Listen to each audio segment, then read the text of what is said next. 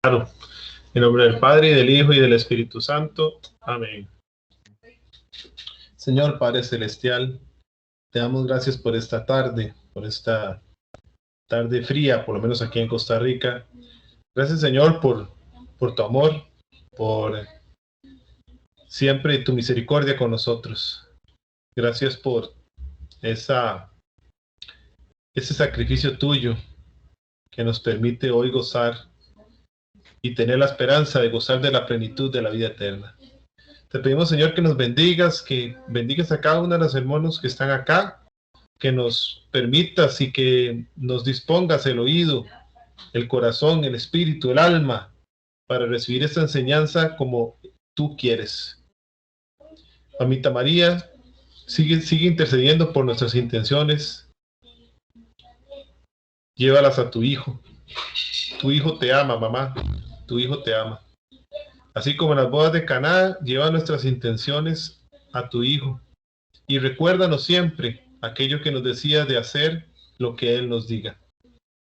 Espíritu Santo, toma en este momento a todas las personas que estamos hoy conectadas para que hoy fluya tu Santo Espíritu, para que lo que se diga aquí sea para crecimiento de nosotros, para que podamos aprender más de la fe, para que podamos entender a aquellos que están confundidos en la fe, para poder amarlos ahí en su error, y para que, si es tu voluntad, Santo Espíritu, podamos acercarlos a la verdad si en algún momento nos da la oportunidad de hablar de nuestra iglesia, de la iglesia fundada por Jesús. Tómame, Espíritu Santo, para que lo que hoy se diga sea lo que tú quieres. Y gracias, gracias, gracias, Espíritu Santo, por estar aquí, por ayudarnos, por darnos el don de sabiduría, el don de temor de Dios. Gracias, Espíritu Santo. Padre nuestro que estás en el cielo, santificado sea tu nombre. Venga a nosotros tu reino, hágase, Señor, tu voluntad, así en la tierra como en el cielo. Danos hoy nuestro pan de cada día, perdona nuestras ofensas como también nosotros perdonamos a los que nos ofenden. No nos dejes caer en la tentación y líbranos del mal. Amén. Dios te salve María, llena eres de gracia, el Señor es contigo. Bendita tú eres entre todas las mujeres y bendito sea el fruto de tu vientre Jesús. Santa María, Madre de Dios, ruega, Señora, por nosotros los pecadores, ahora y en la hora de nuestra muerte. Amén y amén. Gloria al Padre, al Hijo y al Espíritu Santo, como era en un principio, ahora y siempre, por los siglos de los siglos. Amén, amén y amén. Y terminamos rogando la intercesión de nuestro santo patrono, San Francisco de Sales. Irwin, ¿se nos ayuda? Glorioso San Francisco de Sales, vuestro nombre porta la dulzura del corazón más afligido. Vuestras obras destilan la selecta miel de la piedad. Vuestra vida fue un continuo holocausto de amor perfecto, lleno del verdadero gusto por las cosas espirituales y del generoso abandono de la amorosa divina voluntad. Enséñame la humildad interior, la dulzura de nuestro exterior, la imitación de todas las virtudes que has sabido copiar de los corazones de Jesús y de María. Amén. Amén. Muchísimas gracias. Bien, hermanos, para continuar entonces con los actos protocolarios de inicio, vamos a recordar brevemente las reglas del juego. Ya, nunca falta, pero nunca está de más recordarles. Y vamos a acercarnos a mirar que se encuentra dando la clase de hoy. Vamos a hacer las preguntas que tengamos al chat. Hoy va a ser de muchas preguntas. Y recordarles que damos siempre la bienvenida a la sana discusión, pero en sana para comentarios. Y lógicamente, en estos días yo estaba revisando los comentarios que nos dejan a veces en los videos de YouTube, en nuestro canal de YouTube. Y hubo uno que nos dejaron que parecía todo un papiro, larguísimo. Y se nota definitivamente que el hermano no solo es que no era católico, es que era anticatólico. Y pues al final ese tipo de diálogos no construyen. Nosotros con mucho gusto conversamos, dialogamos, debatimos con otros hermanos en lo que es nuestro campo de acción, la apologética, la doctrina, el campo doctrinal, pero si es un diálogo que construye, no estamos para andarnos ofendiendo mutuamente entre cristianos. Por razones de tiempo, esto no es un foro, pero damos siempre un espacio de unas 2 horas aproximadamente los domingos, por si alguien tuviera alguna duda, pregunta o comentario adicional que en el día de hoy pues no nos diera tiempo. Y eso sí, nada más como requisito ponemos que antes de participar en el foro de mañana, que se haya escuchado este tema, porque el propósito no es repetir todo el tema que ya se da hoy. Para eso queda debidamente grabado y publicado en el canal de YouTube. Recordarles también que, especialmente en el tema de hoy, que en algunas presentaciones, como la de hoy, muy posiblemente aparezca la palabra Jehová. Si bien sabemos que nosotros llamamos a Dios por su nombre, al menos el más aproximado original, que es Yahvé o Yahweh, en algunas ocasiones utilizamos textos tomados de Biblias no católicas. Esto con el fin de señalar o apuntar que tal o cual enseñanza no es solo un producto o un invento católico, sino que hasta en las mismas Biblias protestantes aparece tal o cual enseñanza o doctrina. Muy importante recordar también que el Señor Jesús nos llama siempre a ganar almas y no a estar ganando discusiones. Y nuevamente más con el tema que hoy nos convoca. Y sobre eso, nada más recordarles también que a quien mucho se le ha dado, nos dice el Señor por medio del evangelista San Lucas, a quien mucho se le dio, se le reclamará mucho y a quien mucho se confió, se le pedirá muchísimo más. No estamos aquí para ganar discusiones, pero eso tampoco significa que nos tengamos que quedar callados. Porque nuevamente nos vuelve a decir el Señor por medio del evangelista San Lucas en el capítulo 19, versículo 40, que si nosotros callamos, las piedras gritarán. Con respecto a lo que son donaciones, esta sección es patrocinada por Stephanie, que es la tesorera del ministerio. Nada más recordarles que si alguien tiene el gesto de hacernos una donación, tenemos dos tipos de donaciones y la información la pueden encontrar en defensacatólica.com/donaciones. La primera y la más importante es una oración, porque nosotros nos reconocemos pecadores y estamos necesitados de oración, especialmente porque los apologistas estamos siempre muy expuestos al pecado de la soberbia por toda la información que nosotros manejamos. Y créanme, yo personalmente he visto ya apologistas, muy buenos apologistas, caer en desgracia por este tipo de pecado. Entonces, muchos les vamos a agradecer si nos pueden donar una oración, un Padre Nuestro, un Ave María, un rosario, una Santa Misa. Y ya si alguien tiene el gusto de hacernos una donación económica, nuevamente en defensacatólica.com/donaciones puede encontrar toda la información que necesita para algún tipo de ofrenda económica. Pero quisiera hacer énfasis porque el dinero no es lo que mueve al ministerio, lo que nos mueve es el Señor y el amor al Evangelio. Es cierto como toda organización humana, así como la misma Santa Madre Iglesia Católica, requerimos de algunos fondos económicos para poder continuar la obra. Pero, ¿qué pasa si se desea hacer una ofrenda económica, pero se dificulta por alguna u otra razón? Bien, les voy a comentar que es de las cosas más bellas que me encantan del ministerio.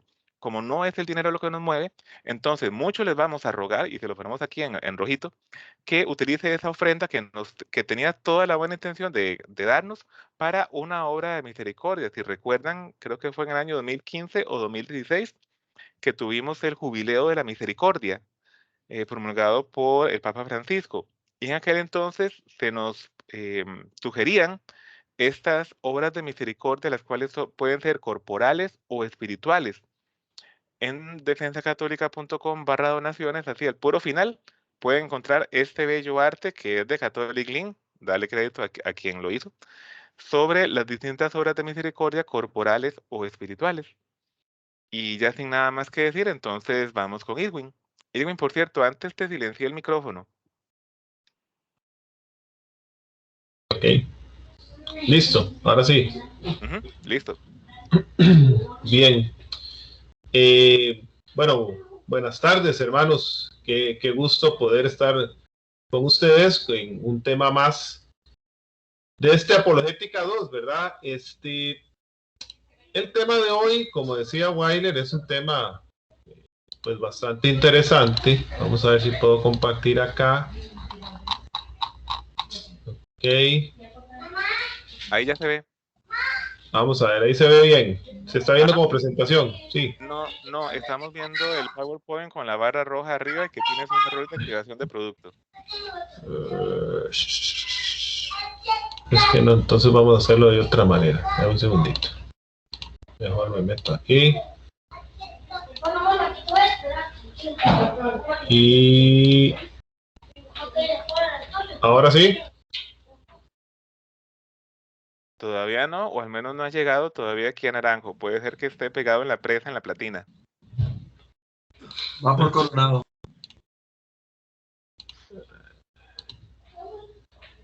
¿Quieres que no, Irving? No, todavía no se ve. Voy. Ahora sí, bueno, ahí estábamos viendo antes el navegador. Ok, ya ahí se ve perfecto. Perfecto. Nada más si le puedes dar en la parte de abajo que dice dejar de compartir, la que está a la parte dice ocultar. Ok, para que no quede esa barra. Perfectísimo. Muchas gracias. Bien, ahora sí. Bien, hermanos, el tema que nos atañe el día de hoy es Testigos de Jehová. Dice Testigos de Jehová y Mormones porque la presentación está así. Pero tenemos que recordar, si recordamos bien, ya el tema de Mormones lo dimos en algún momento, ¿verdad? Con el testimonio de Cindy, todo un tema muy hermoso. Entonces, hoy nos vamos a enfocar solo en Testigos de Jehová, que es un tema que, como les decía, a mí me apasiona mucho. Nosotros en el ministerio tenemos esto de que algunos temas nos mueven más. Y a mí me ha apasionado mucho el tema de los testigos de Jehová, ¿verdad? Y usted dirá, ¿por qué Irwin? No sé por qué. Simplemente me ha llamado, tal vez el Espíritu Santo por ahí me ha llamado y tal vez una de las cosas que me llama la atención es que uno de lo que me impulsó mucho a estudiar apologética y a profundizar más en la fe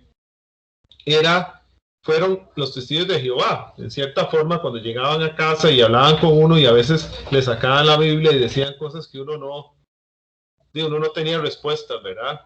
Y entonces a uno lo dejaban, como dice uno, picado, ¿verdad? Y uno dice, pero ¿qué le digo, verdad? De eso muchos católicos rehuyen a eso, entonces no les abren la puerta.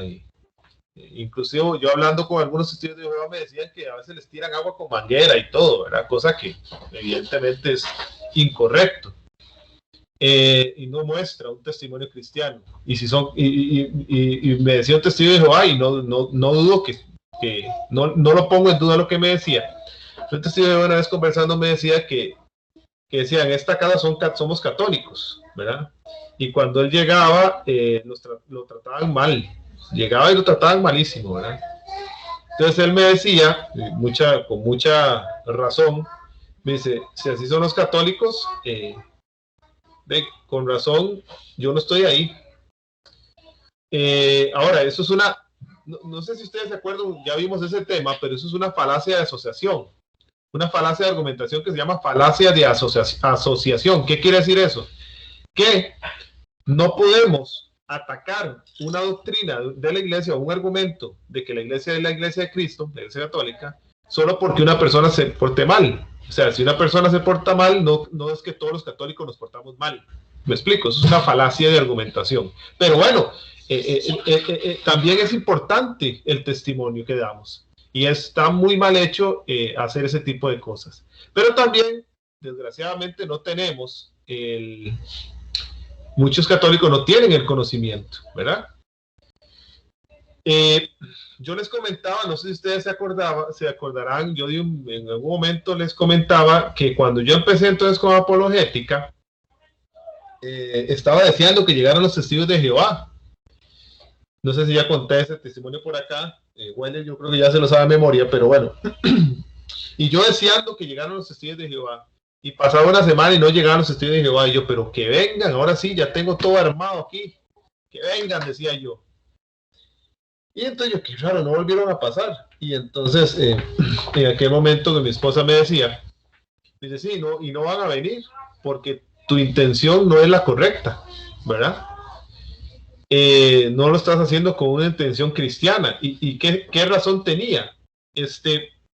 Porque estaba equivocando el camino de la apologética, y por eso hay que tener mucho cuidado, porque el camino de la apologética no es ganar discusiones, como pone siempre Weiler ahí, sino es ganar almas para Dios. Aquí lo que nosotros queremos con la apologética no es llegar y después ir a ganar a biblazos a los testigos de Jehová, jamás, jamás. Es mostrar la verdad de Jesucristo. Dice Juan 14:6, Jesús dice, yo soy el camino, la verdad y la vida, nadie va al Padre si no es por mí.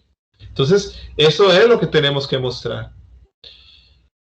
Y entonces, bueno, yo le pedí perdón a Dios y dije, no, me estoy equivocando el camino. Gracias a Dios, pues, el Señor le pone a uno personas en el camino, en este caso mi esposa, que me hizo verlo. Escuchen a sus esposas. Y sí, es cierto. Y después de eso, pues, entonces cambié mi actitud y precisamente empezaron a llegar interesante. Interesante también que llegaron unos, luego me mandaron a otros y después me llegaron unos más mayores, me imagino que eran los ancianos de la zona, ¿verdad? Yo estaba picado y ahora les pasé, y los que estaban picados ahora eran ellos. Pero es por eso, porque primero lo hice con humildad, ¿verdad? De verdad con una intención cristiana de conversar, y lo segundo, de que uno se tomó el tiempo de formarse. Y entonces no pueden venir a enredarlo ni a confundirlo a uno. Y hay que entender que muchos de estos hermanos están con buena voluntad. Creo que Weiler una vez lo dijo, o sea, es digno de admirar cómo ellos hacían, porque ahora con pandemia pues se ha complicado, pero ese esfuerzo de ir casa por casa predicando es algo envidiable, ¿verdad? Es algo muy bueno que hacían. Lástima que lo hagan con la doctrina que no es, pero lo que hacen es digno de ejemplo para el católico, ¿verdad? Sin miedo, sin vergüenza, ir a predicar casa por casa sobre Dios o sobre Jehová, como dicen ellos, ¿no? Y eso es un ejemplo. Yo siempre que hablaba con ellos se los reconocía. Les reconozco ese esfuerzo, ese empuje, ¿verdad? Pero bueno, no con la doctrina correcta, eso sí. Entrando en materia, el que está al lado izquierdo es el señor Charles Russell, para que ahí se los presento, el fundador de la iglesia de los Testigos de Jehová. Y más o menos en el siglo XIX se da una especulación profética. Y entonces empieza todo el mundo a decir que viene el fin del mundo y empieza todo este montón de profecías falsas. En 1852 nace Charles Taze Russell, en medio de toda esta especulación profética, ¿no? Y entonces él empieza a fascinarse con las profecías. Incluso él estuvo dentro de los adventistas del séptimo día y por ahí se movió. Pero entonces él empieza a fascinarse con las profecías y se cree profeta y funda en 1879 la Watchtower Bible and Tract Society, o los Testigos de Jehová. En 1879 él ya estaba fascinado con las profecías y resulta que se cree profeta. Con un pequeño problema, porque él no termina la secundaria, ni estudió teología, ni hebreo, ni griego. Pero bueno, él se autodomina pastor. Si no estudió, él dice, y se autodomina pastor y funda esta sociedad bíblica, ¿verdad? O sociedades de los estudios de los estudiantes de la Biblia, porque así se llamaron primero, antes de los estudios de Jehová. ¿Qué pasa? El señor Charles Russell, o Charles Taze Russell, llega a la conclusión de que todos los cristianos habían interpretado erróneamente la Biblia, ¿verdad? Entonces, escribió 7 volúmenes que se llaman Estudios de las Sagradas Escrituras. Aquí empezamos con el primer problema, hermanos, porque decir que los cristianos, o sea, hasta que él llegó, todo el mundo había interpretado erróneamente la Biblia, pues, ¿qué habrá pasado 1800 años después, durante 1800 años? ¿Verdad? O sea, ¿qué ha pasado en todo este tiempo entonces? ¿Cómo se ha sostenido la fe?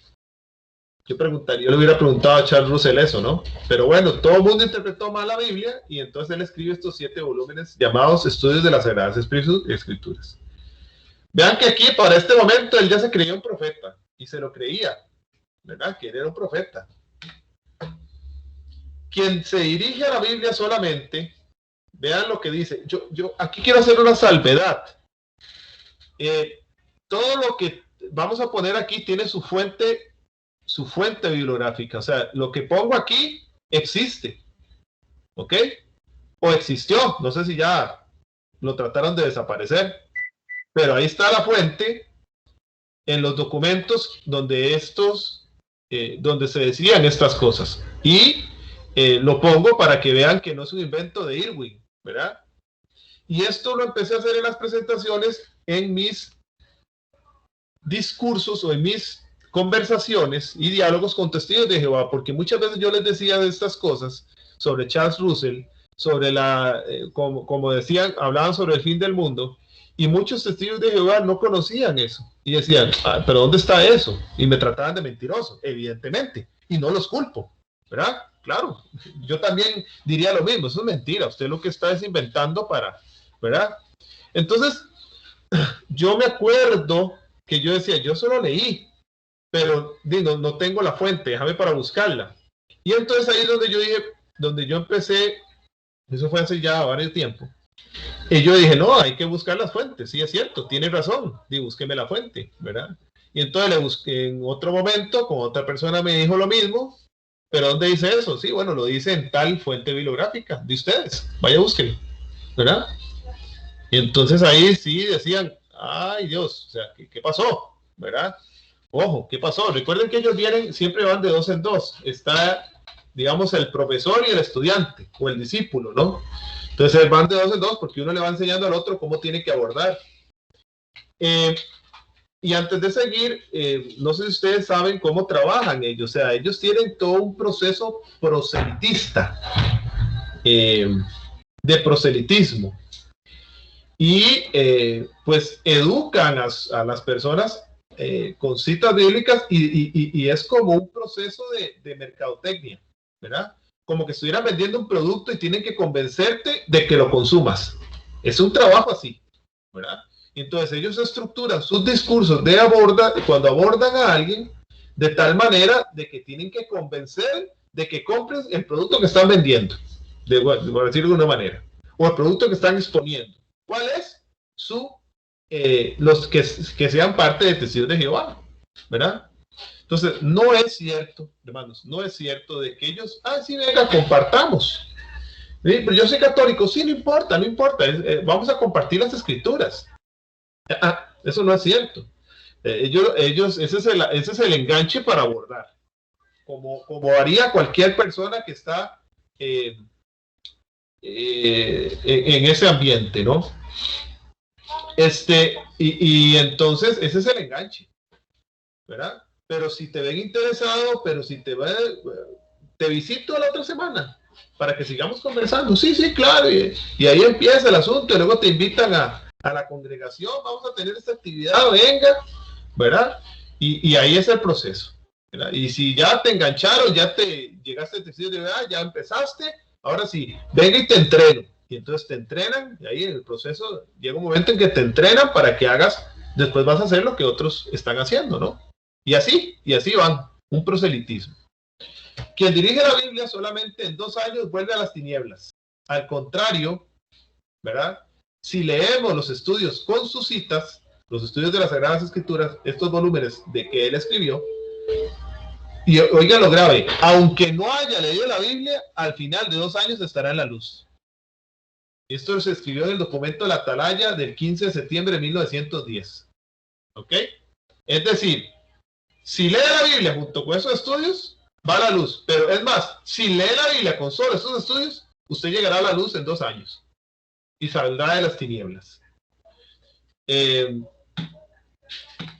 Bueno, en 1874 se anunció la venida de Cristo para el año 1914, ¿verdad?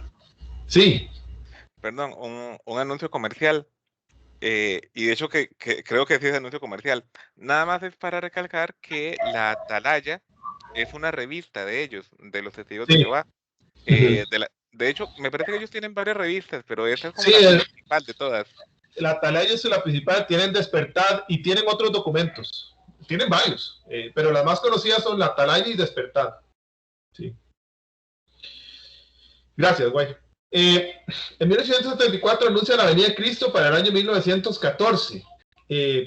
Pregunto, ¿alguno de ustedes sabe si vino Cristo en 1914? Porque estamos esperando, creo, todavía, ¿verdad? Y esto es uno de los grandes errores que ellos tuvieron. Incluso vuelven a predecir el final en 1915 y vuelven a fallar. Y luego en 1918, era equivocándose nuevamente.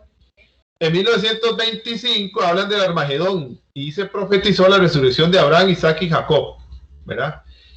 Vamos a ver, aquí no fue que lo que aquí está incorrecto, esto último, es que en 1925 iba a pasar ese evento, pero lo predijeron antes, ¿verdad? El 1925 era la fecha en que iba a pasar. Y se profetizó la resurrección de Abraham, Isaac y Jacob. Ahora vamos a ahondar un poco más en estos errores históricos, pero vean qué interesante, aquí vemos algo muy interesante, y esto está en la historia, pueden ir a internet, a sitios serios, y lo pueden corroborar. Esto contradice mucho lo que dice Mateo 24:36 y 24:35, ¿verdad? Dice que nadie sabe la hora ni el día. Entonces, vean qué grave, porque se están adjudicando cosas que solo el Padre sabe, dice la palabra. Entonces, ¿cómo van ustedes a predecir el fin del mundo? Dentro de mis conversaciones, que tengo tantas anécdotas con ellos, una vez vinieron un señor con un niño, con un muchachito, les puedo decir que unos 16 años, 15 años. Y vinieron y abordaron en mi casa, yo vivía en Coronado en aquel momento, y entonces estábamos conversando y yo les decía, vea, a mí me encantaría, pero yo no puedo ir a la congregación, no puedo ir a la iglesia de ustedes, ¿verdad? ¿Por qué? Digo, es que yo quiero estar en la iglesia que fundó Jesús, les decía yo, y la de ustedes no puede ser, ¿verdad? No, pero mire, yo no, vea, es que, vamos a ver, la iglesia que fundó Jesús está acorde con la Biblia. Ustedes han predicho el fin del mundo 3 veces, ¿verdad? Entonces, en ese momento, el chico de 16 años dice, sí, ¿verdad? Y lo reconoció, sí. Digo, mira, bueno, este ha leído.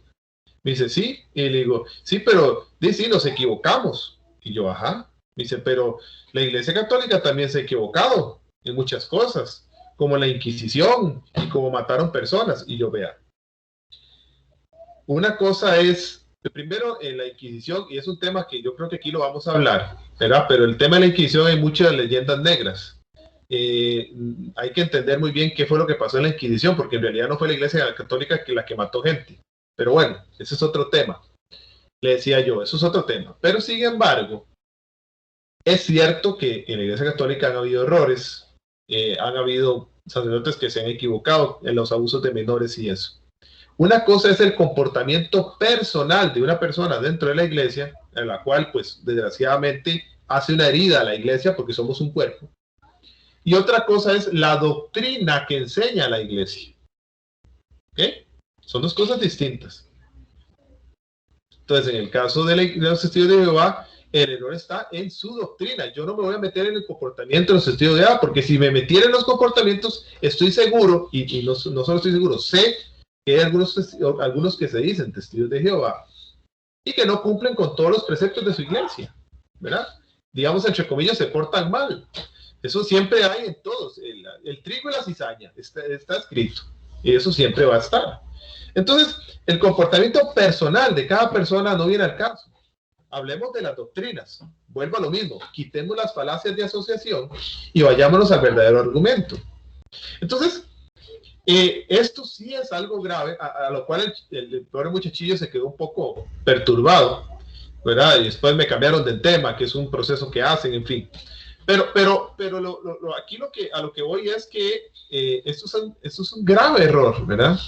Y hay una gráfica que no la monté, no la monté, pero hay un estudio que se hizo donde hay una gráfica donde es interesante en qué momento ellos predecían el fin del mundo. Y en el momento en que predecían el fin del mundo, se llenaban de fieles, ¿verdad? Y cuando se dieron cuenta, y cuando la gente se da cuenta que era una mentira, volvían a bajar, y luego volvían a predecir el fin del mundo, y volvían a llenarse de fieles. Por eso es que lo ven que es tan cercano de un año a otro, ¿verdad? Era una estrategia de marketing, ¿verdad? Y asustemos a todo el mundo para que vengan a la iglesia, ¿verdad? Entonces, es algo bastante grave. Esta es una secta que hace mucho daño, ¿verdad? Y repito, no estoy atacando a las personas que están en la secta. Hay muchas de buena voluntad. Estoy atacando a su doctrina y su enseñanza, ¿verdad? Que hace mucho daño a los primeros que le hacen daño, a los miembros que están ahí.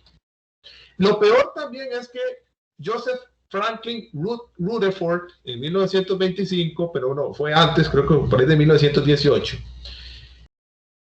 dice, toma la presidencia de la Watchtower, de la sociedad de los testigos de Jehová, en sustitución de Russell, y Rutherford fue de los peores, ¿verdad? Entonces él habla del Armagedón, o sea, el fin del mundo, en Apocalipsis 16:14, y se sustentaba, según ellos, en revelaciones, porque ellos hablan de revelaciones, no Apocalipsis, en revelaciones 16:14, y donde habla del Armagedón y la última batalla de Dios, y bueno, en fin, y empiezan a hacer todo este enredo, y profetiza la resurrección de Abraham, Isaac y Jacob. Y lo más grave, hermanos, y lo pueden buscar en internet, es que mandó a crear una mansión para que cuando llegaran y resucitaran en la tierra, Abraham, Isaac y Jacob tuvieran dónde estar. Y tenía que ser un lugar hermoso, porque, ¿verdad? Venían Abraham, Isaac y Jacob, iban a resucitar, iban a estar con nosotros en la tierra, iban a resucitar. Y entonces había que hacerles un lugar digno. Entonces hicieron una mansión, ¿verdad? Preciosísima. Y si ustedes ven la fecha, 1925, no sé si alguien, a ver, voy a hacer un estudio, una pregunta, a ver cómo están en historia. ¿Qué pasó en Estados Unidos? Bueno, literalmente casi en el mundo, pero ¿qué pasó en Estados Unidos por ahí de los años 30? ¿Alguien sabe, alguien se acuerda qué pasó en Estados Unidos por ahí de los años 30?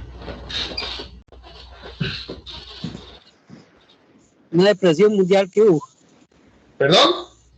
La depresión. La Gran Depresión de los 30, exactamente. ¿Quién fue? ¿El nombre, por favor? Minor. Ahora le decís a Wilder para que te pague los 10,000 colones por responder bien. Okay. Sí, exactamente, la Gran Depresión de los 30. Y hubo mucha pobreza y gente se suicidó. Fue una cosa terrible. Pues adivinen ustedes cómo vivió Rutherford durante la Gran Depresión. Adivinen quién se quedó con la mansión. Joseph Franklin Rutherford se quedó con la mansión esperando a la resurrección de Abraham, Isaac y Jacob, ¿verdad? Entonces, eso es algo que a mí, al menos a mí me crea indignación, a mí. Y aquí yo sí hago un cuestionamiento personal a Rutherford, ¿no? Porque me parece algo completamente inmoral lo que se hizo en ese momento, ¿verdad? Entonces, mandas a crear esa preciosa mansión para Abraham, Isaac y Jacob, y ninguno, ni Abraham, ni Isaac y Jacob vivieron en esa mansión, solo Rutherford. Y durante la Gran Depresión se dio la gran vida, ¿verdad? Bueno, es para que ustedes vean, ¿verdad? Estas son realidades históricas que no se hablan con los testigos de Jehová, porque ellos no hablan de sus realidades históricas. Ellos vienen y empiezan a sacar citas fuera de contexto, que ahora vamos a hablar de la parte bíblica, pero es importante tomar esta realidad histórica, porque ahí está, pero no la hablan, ¿verdad? Y algunos que la hablan, no la aceptan como es. Y algunos que no la conocen no aceptan que existe.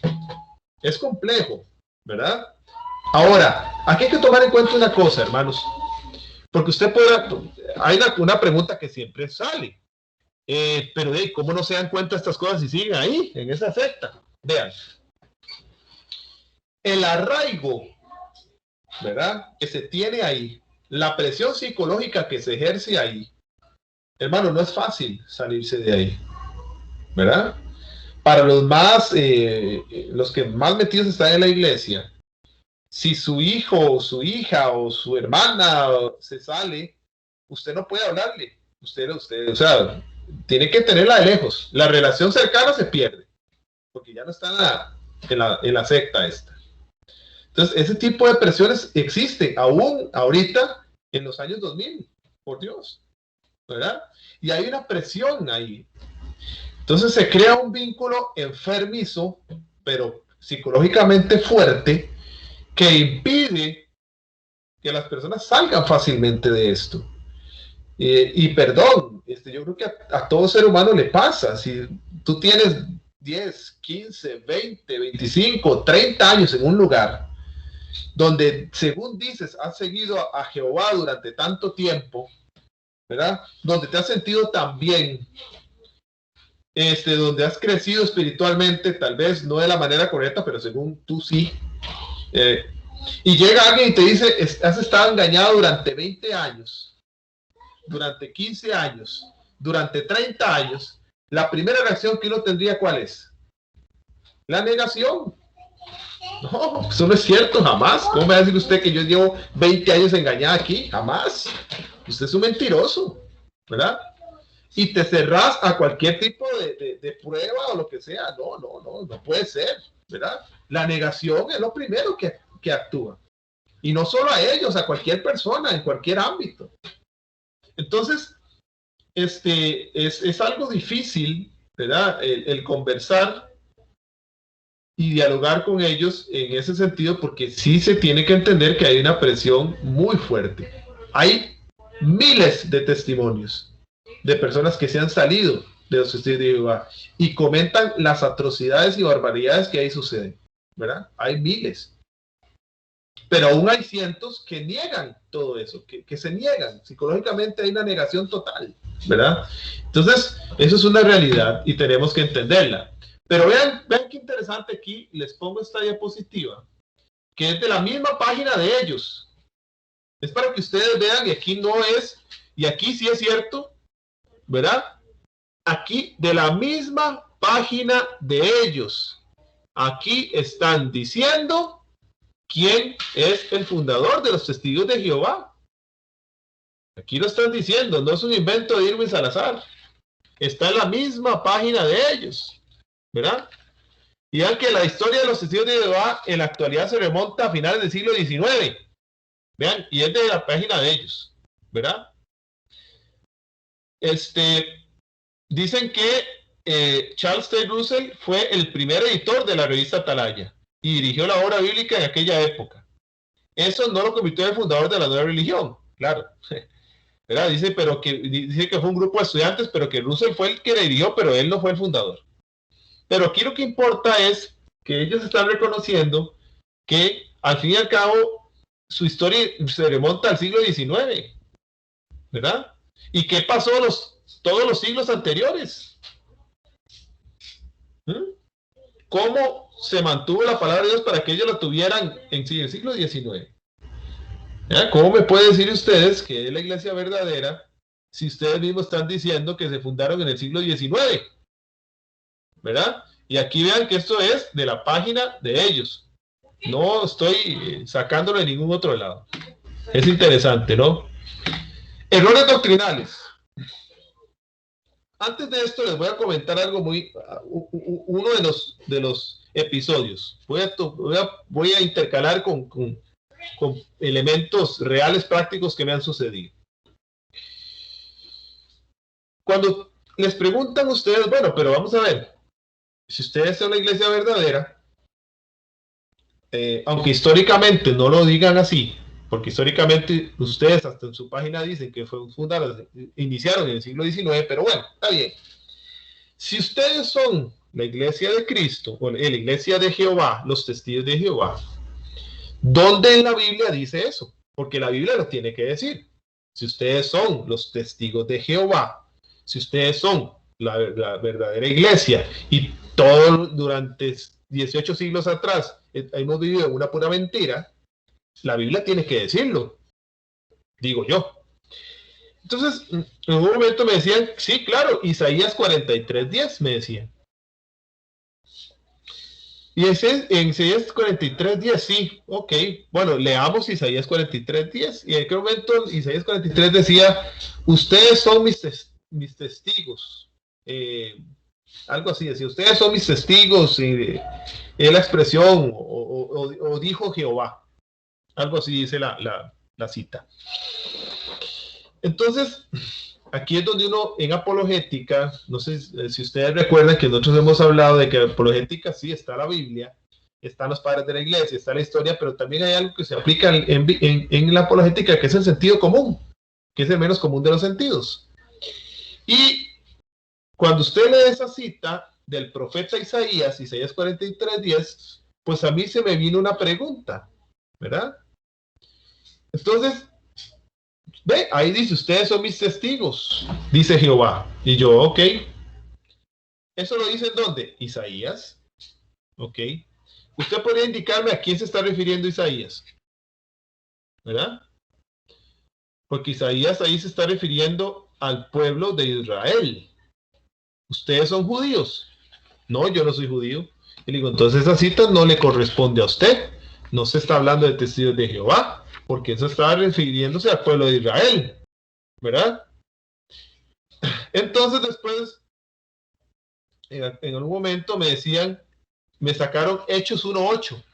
Bueno, pero si usted lee Hechos 1:8, el Nuevo Testamento, ahora sí estamos hablando, ahora sí estamos hablando en medio idioma, le decía yo. Hechos 1:8 dice, recibirán la fuerza del Espíritu Santo y serán mis testigos. ¿Ve? Cristo. Y le digo, sí, pero ustedes dicen que ustedes son testigos de Jehová, no testigos de Cristo. Además, ustedes dicen que Cristo no es Dios. Entonces, si ustedes son testigos de Jehová, no pueden ser testigos de Cristo, porque por sí Cristo no es Dios.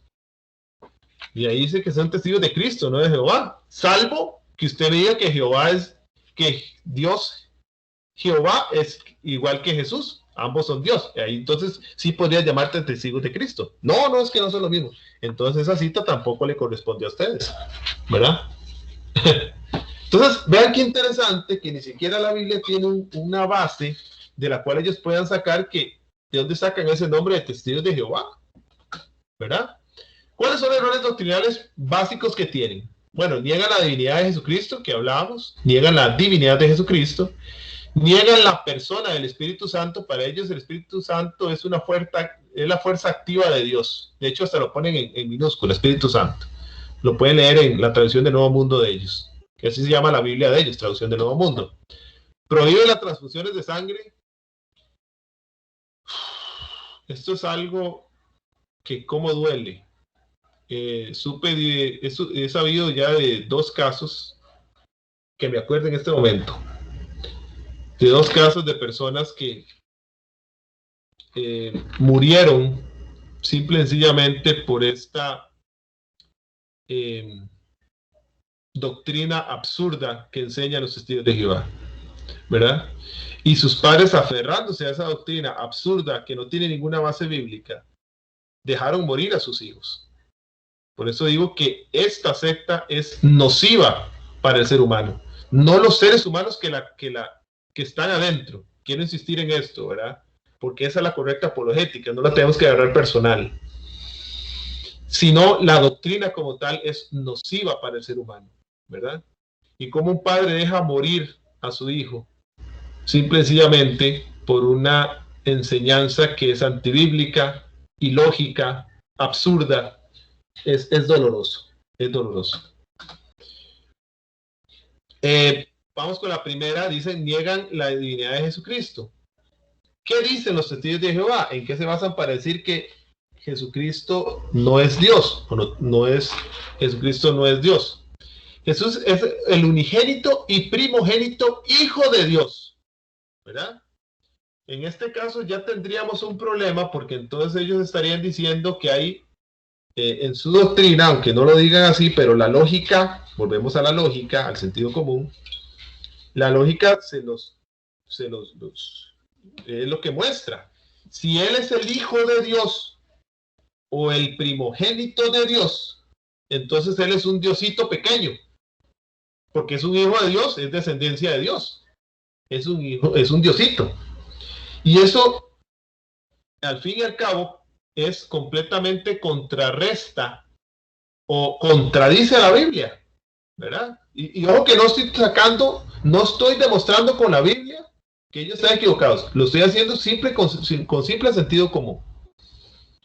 Porque podemos sacar, por ejemplo, en Éxodo 3, capítulo 3, versículos 13, 14, 15, por ahí.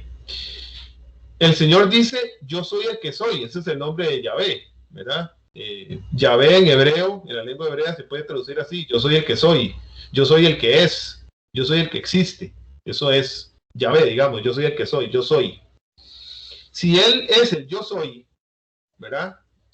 Eso es el nombre de Dios, solo es yo soy, punto. Solo hay un Dios. El decir que Él es el primogénito y unigénito, hijo de Dios, estamos planteando que hay un diosito. Entonces habrían dos dioses. El Dios yo soy y el diosito, que es el hijo de Dios, ¿no? En la revista Despertat, el 8 de diciembre de 1998, página 8, dice esto. Jesús fue la primera y única creación directa del Todopoderoso, quien lo formó en el cielo hace incontables siglos, antes que los ángeles y el mundo físico. Se le llama por ello el unigénito de Dios. Esto es lo que plantean los testigos de Jehová, y ahí tenemos la cita bibliográfica, ¿no? Evidentemente, eso que dice TNM es que estas citas son sacadas de la traducción del Nuevo Mundo, son sacadas directamente de la Biblia de ellos. Él es la imagen del Dios invisible, el primogénito de toda la creación. Entonces, esta es una de las citas con las que se fundamenta lo que enseñan, ¿no?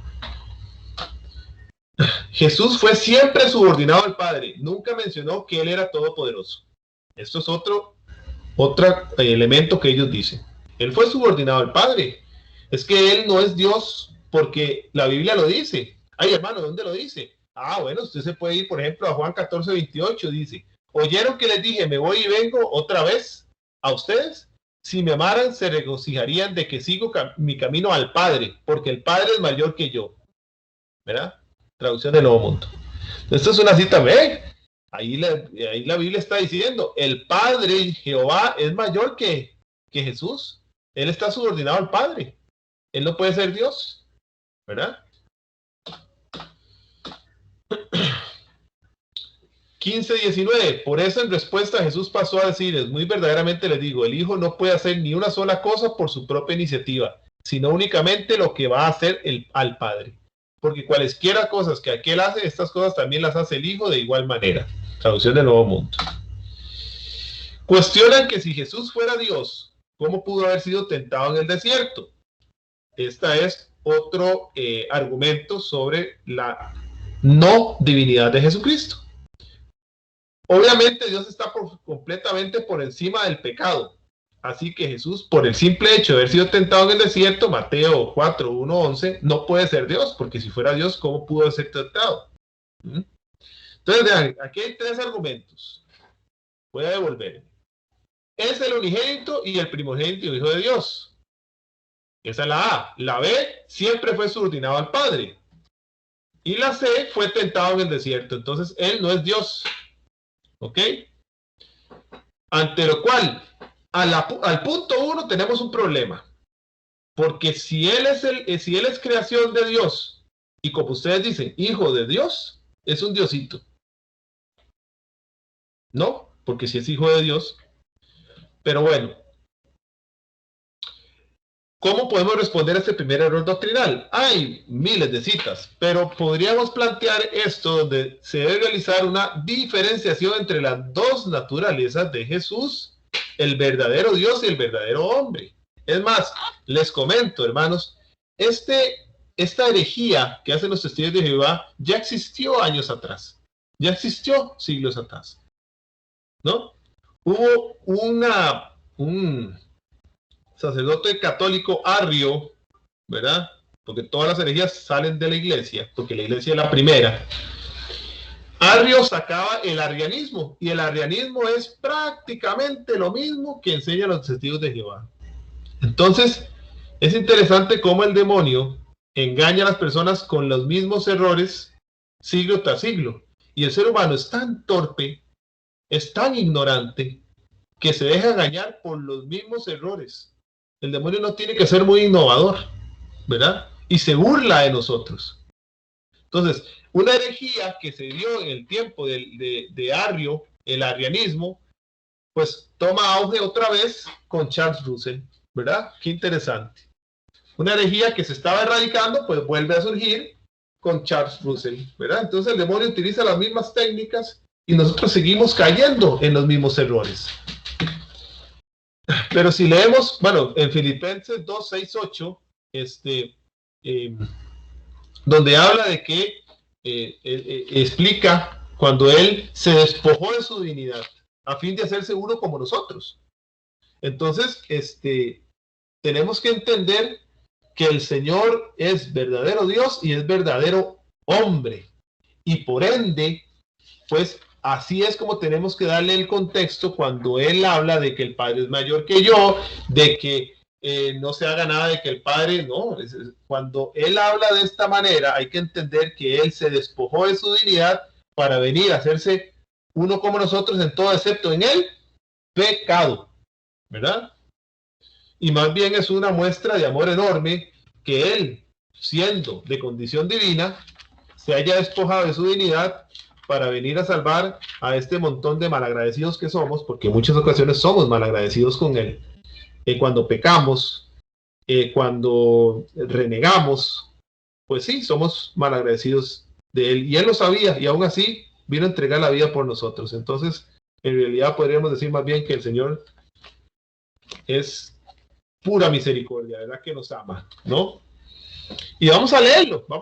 Filipenses 2, 6, 8 dice, el cual, siendo de condición divino, no codició el ser igual a Dios, sino que se despojó de sí mismo, tomando condición de esclavo, ¿verdad? Asumiendo semejanza humana y apareciendo en su porte como hombre, se rebajó a sí mismo, haciéndose obediente hasta la muerte, y una muerte de cruz. Entonces aquí está la respuesta a ese error que no comprenden, y es que en realidad hay un error que cometemos los seres humanos. Recordemos que la Santísima Trinidad es un misterio, ¿no? Y entonces aun cuando tratemos de entender la Trinidad, no la vamos a entender. Escapa de nuestro cerebrito, de nuestro pequeño, para poder entender el misterio de la Trinidad. Pero que no podamos comprender el misterio de la Trinidad en su totalidad, no quiere decir que no exista, o no quiere decir que la Biblia no muestre que esa Trinidad existe. No, señor, son dos cosas distintas. Pero nunca podremos llegar a comprender la Trinidad en su totalidad, porque escapa de nuestro entendimiento, ¿no?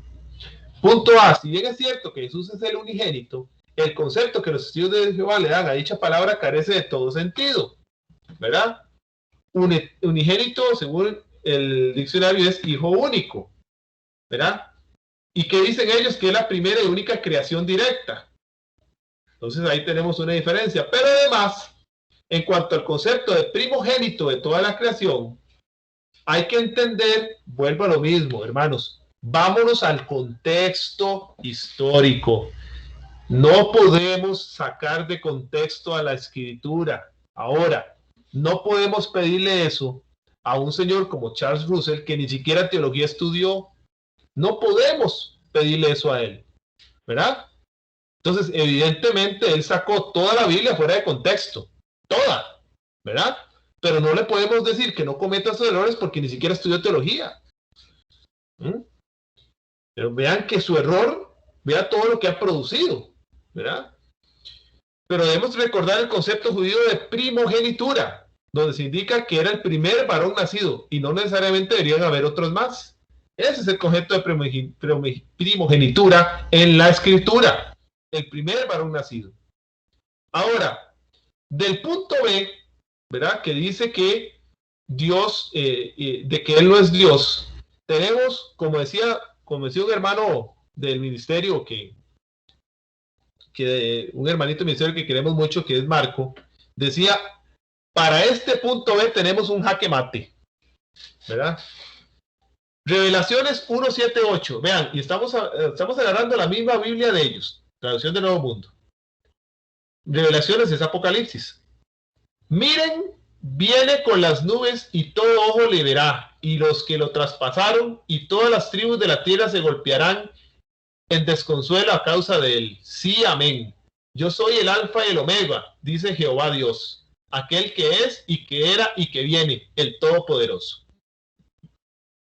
¿Ok? Aquel que es, que era y que viene, el yo soy el que soy, yo soy. Ese es Jehová, ¿no? El alfa y el omega.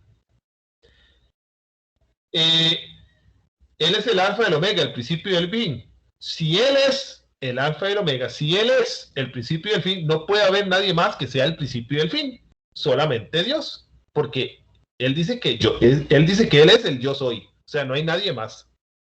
Él es el alfa y el omega. Revelaciones 1, 7, 8. Podemos también en Isaías 44, 6.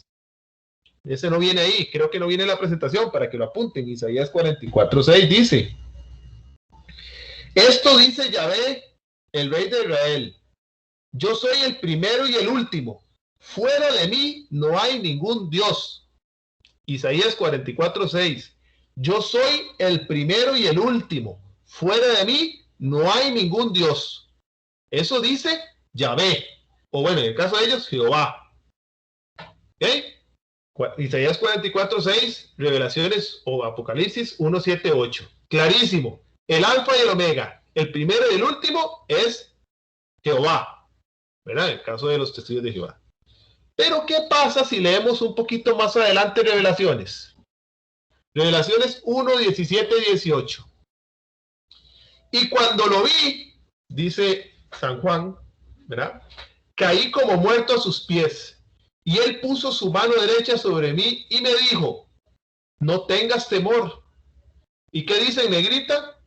Yo soy el primero y el último, y el viviente, y llegué a estar muerto, pero mira, vivo para siempre jamás, y tengo las llaves de la muerte y del Hades. ¿Ok? Alguien que me diga en Revelaciones 1, 17 y 18 a quién se está refiriendo. Porque dice, yo llegué a estar muerto, pero mira, vivo para siempre jamás. ¿A quién se está refiriendo en Revelaciones 1, 17 y 18? ¿Alguien puede decirme?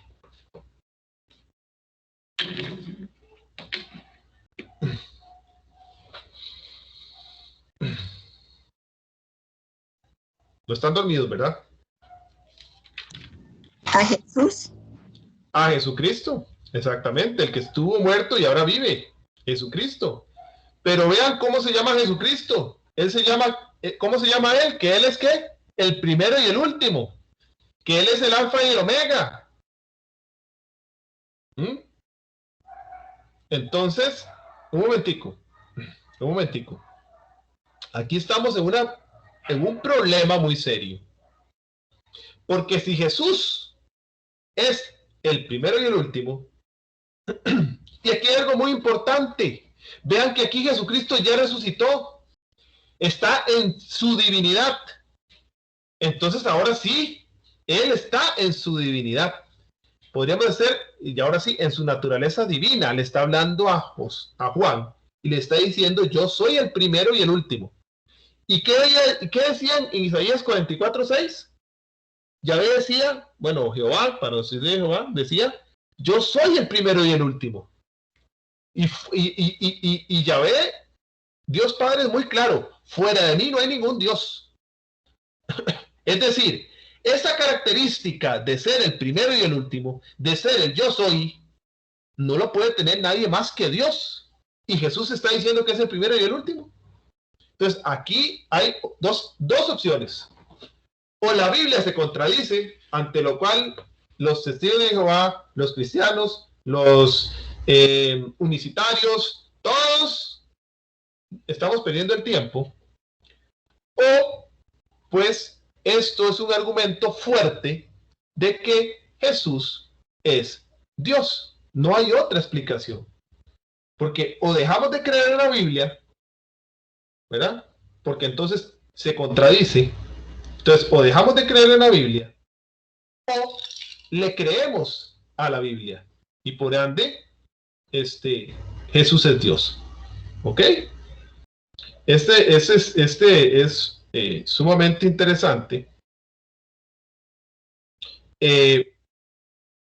Porque al tomar estas citas, sí confunde mucho, ¿verdad? Porque ellos se confunden bastante cuando usted puede traer estas citas a la mesa, ¿no? Pero seguimos.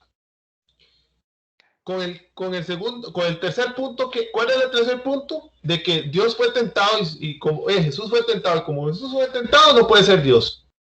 Bueno, ahí tenemos una confusión entre tentación y caer en la tentación. Entre la tentación y el pecado. Ahí tienen una confusión. ¿Por qué? Dice la Suma Demoníaca, el tratado sobre demonología. El padre Fortea dice que el diablo tentó a Jesucristo por su propia debilidad ante la tentación. O sea, el diablo no puede evitar tentar. Está en su naturaleza, o sea, él tiene, eso es la propia debilidad que él tiene hacia la tentación. Él está para eso, para tentar. Entonces, él tentó a Jesucristo por su propia debilidad ante la tentación. Él no puede evitar tentar y tentó a Jesucristo, aunque evidentemente no logró su cometido y no lo iba a lograr, pero lo hizo, aunque sabía que iba a perder porque no puede evitar hacerlo.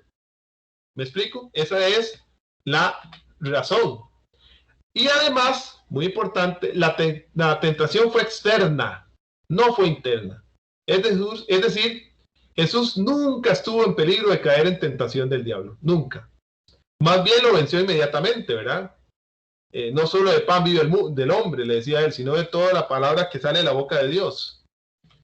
Entonces, nuestro Señor está por encima del pecado, ¿no? Y nosotros podemos imitar a Cristo en ese sentido, ¿verdad? Y aquí es algo importante, porque el Señor se hizo hombre, no solo para salvarnos, ¿verdad? Que era su misión, tener una muerte y una muerte de cruz, y salvarnos, salvar al mundo. Pero no solo por eso. Él vino y Él nos dio un ejemplo, ¿verdad? De cómo vencer la tentación, de cómo amar al prójimo, ¿verdad? De cómo perdonar, de cómo servir, ¿verdad? Él nos enseñó todo eso. Y puedo poner ejemplos. ¿Cómo podemos decir que Él nos enseñó a servir?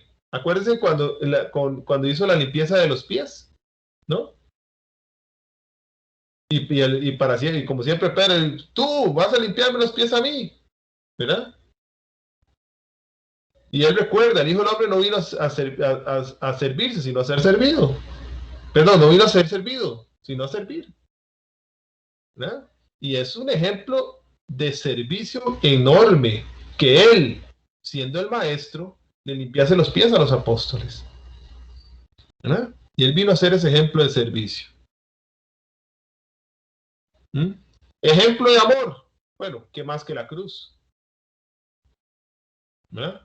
Dice Juan 15:13, nadie tiene mayor amor que el que da la vida por sus amigos. ¿Y qué hizo él? Dar la vida por nosotros. ¿Y cómo vencer la tentación? Pues en el desierto lo mostró también, ¿verdad? Entonces, nosotros actuamos como Cristo cuando estamos en gracia de Dios, y por más tentaciones que vengan, el demonio no nos vence. Tenemos una capa, una barrera que repele todas esas tentaciones que vengan externas, ¿verdad? Entonces, hay que aclarar muy bien esto, porque esto es una cosa que pues los estudiantes de Jehová no comprenden, ¿verdad? La tentación fue externa y la hizo el diablo porque él no puede evitar no tentar, ¿verdad? Entonces ahí es donde uno ve el poder de Dios sobre el demonio, ¿no? Ahí vemos el poder de Dios sobre el demonio. El pobre demonio ahí tentando a Jesús, ¿verdad? Sabiendo que va a perder, ¿verdad? Está como la selección de Costa Rica en estos tiempos, ¿verdad? Que sale a la cancha pensando que va a ganar, pero no ganó.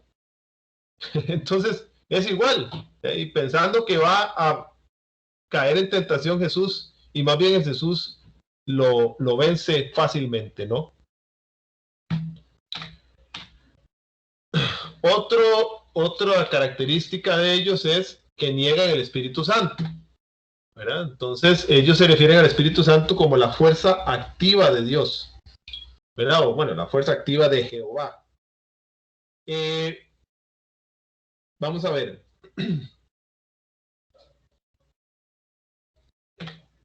En muchas ocasiones, la palabra de Dios personifica o presenta como personas a cosas que no lo son. Esto es lo que dicen ellos, y ahí tengo la referencia, que es el link donde está esto que ellos dicen. El discernimiento, la sabiduría, el pecado, la muerte, la bondad. El propio Jesús dijo que la sabiduría queda aprobada justa por todos sus hijos, es decir, por los buenos resultados que produce. Y ahí vienen las citas. Obviamente la sabiduría no es una persona con hijos de carne y hueso. De igual modo, el Espíritu Santo no es un ser vivo, aunque en ocasiones aparezca personificado. Esto es lo que dice los testigos de Jehová.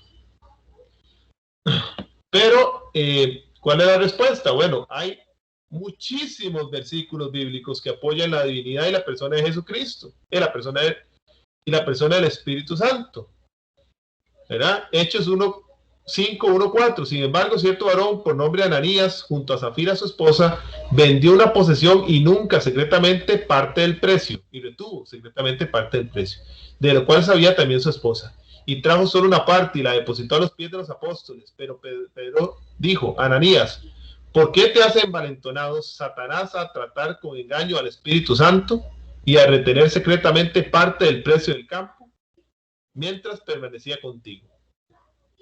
También tenemos, y bueno, vamos a ver, ¿a quién se engaña? Yo puedo engañar a una persona, ¿verdad? Entonces es claro que el Espíritu Santo es una persona, ¿verdad? Y para los católicos es la tercera persona de la Santísima Trinidad. Pero también tenemos Hechos 13:12, que dice que el Espíritu Santo habla. En Hechos Juan 14:6, que enseña la verdad. Jesucristo dice: yo me voy, pero les dejo el Paráclito para que les enseñe la verdad. Eso está en Juan 14:6. En Juan 15:2 testifica por Cristo. Vean ustedes.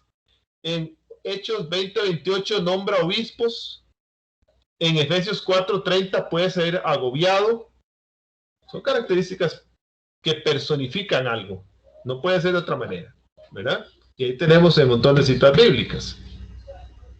Ahora, prohíben las transfusiones de sangre. Vamos a ver. Otra vez, ahí está la cita, ahí está la dirección electrónica de ellos. Tanto el Antiguo como el Nuevo Testamento nos manda a abstenernos de la sangre. Además, para Dios la sangre representa la vida.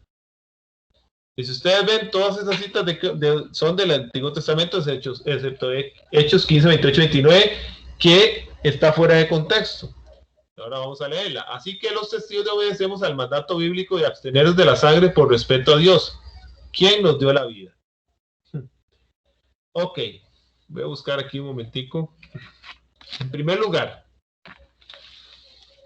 esto es lo grave, hermanos, cuando nosotros sacamos de contexto la Biblia. ¿Alguien de ustedes me puede asegurar que en el tiempo en que se escribió la Biblia existían las transfusiones de sangre, como las conocemos hoy? ¿Verdad? Porque abstenerse de comer sangre o abstenerse de la sangre, vamos a ver, en aquel tiempo había transfusiones de sangre, ¿verdad? Como las conocemos hoy. Pues me parece que están un poco desfasados en el tiempo. Pero además de eso, en ningún lugar de la Biblia habla de transfusiones de sangre. En ningún momento de la Biblia. Ahora, en el Antiguo Testamento, la prohibición era comer sangre de animales por una creencia judía, ¿verdad? Era abstenerse de algunos animales ¿verdad?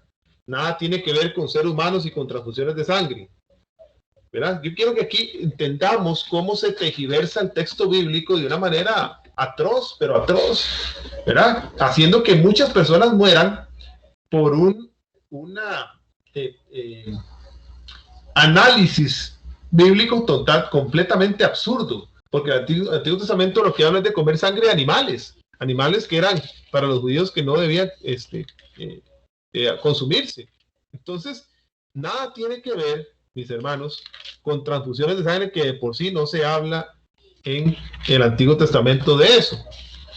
En el Nuevo Testamento, esta prohibición de no tomar sangre se mantuvo al principio por consideración a los cristianos que venían del judaísmo, apegados a sus costumbres, y que tenían el reparo en participar en comidas que habían estado prohibidas para ellos durante toda su vida y no se les debía escandalizar, ¿verdad? Recordemos que había muchos judíos que se convertían al cristianismo y bueno, había que respetar sus costumbres, ¿verdad? No podíamos de ahí de sopapo venir a cambiar muchas de las cosas que ellos tenían. Ya de por sí era difícil pasar del cristianismo al del judaísmo al cristianismo, ¿no? Entonces, en el Nuevo Testamento se respeta por consideración a aquellos. Y vuelvo a lo digo, es prohibición de comer sangre de animales, nada tiene que ver con transfusiones de sangre. Cristo enseña que algunas antiguas prohibiciones ya no tienen sentido en la nueva alianza, ¿verdad? Él mismo lo enseña. Además de este tipo de prohibiciones en el Nuevo Testamento o en la nueva enseñanza de Cristo ya no tienen razón de ser en la nueva alianza. Entonces, hasta eso. Si quieres aferrarte a la supuesta abstención de sangre, porque, bueno, te quedaste con el Antiguo Testamento, porque en el Nuevo Testamento eso no existe. Entonces, aquí hay tres cosas. Primero, el concepto de transfusión de sangre no existe en la Biblia. Segundo, la prohibición era comer sangre de animales, nada que ver con transfusiones. Tercero, esta prohibición se mantuvo al principio para aquellos que estaban dándose paso del judaísmo al cristianismo. Pero Cristo claramente enseña que hay algunos elementos o algunas antiguas prohibiciones que ya no tienen parte en la nueva alianza. El comer sangre, el guardar el sábado también. Ya no, ¿verdad? Ya no, y ese es otro tema interesante, que son de los adventistas del sábado y domingo, ¿no? Pero la costumbre del sábado ya no, en la nueva alianza no existe.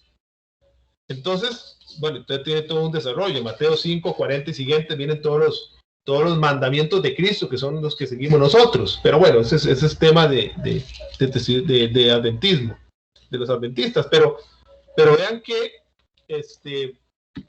es un concepto sumamente absurdo el de las transfusiones de sangre, pero cómo ha calado en todos estos hermanitos de nosotros y cómo se ha visto muerte de personas, de seres queridos, por una situación tan absurda como esta, ¿verdad? Eso es lo que duele. Vuelvo con algunos errores históricos, ¿verdad? En 1889 profetizaron esa batalla del gran Dios que iba a ser que como les decía al principio, iba a ser, ellos lo profetizaron ese año y que iba a ser en 1914. El tiempo ha llegado, edición de 1908, de página 101. En 1886, la Watchtower profetizó también que el 14 iba a venir Jesucristo visiblemente. Después dijeron que no vino visiblemente, sino que vino en forma invisible, ¿verdad? Y como les decía, en 1918 profetizaron la resurrección de Abraham, Isaac y Jacob para 1925, que eso nunca pasó, y el señor Rutherford se quedó con la gran mansión que le hicieron a Abraham, Isaac y Jacob, ¿verdad? Esas son las cosas que duelen, ¿verdad? Pero además de eso, podríamos tener aquí otros elementos importantes. Vamos a ver.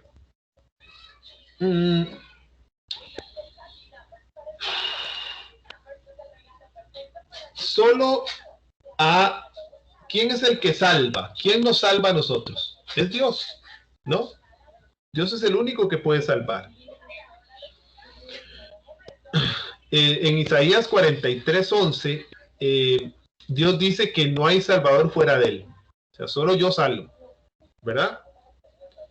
Pero bueno, ¿qué es lo que dice, por ejemplo, Mateo capítulo 1, versículo 21?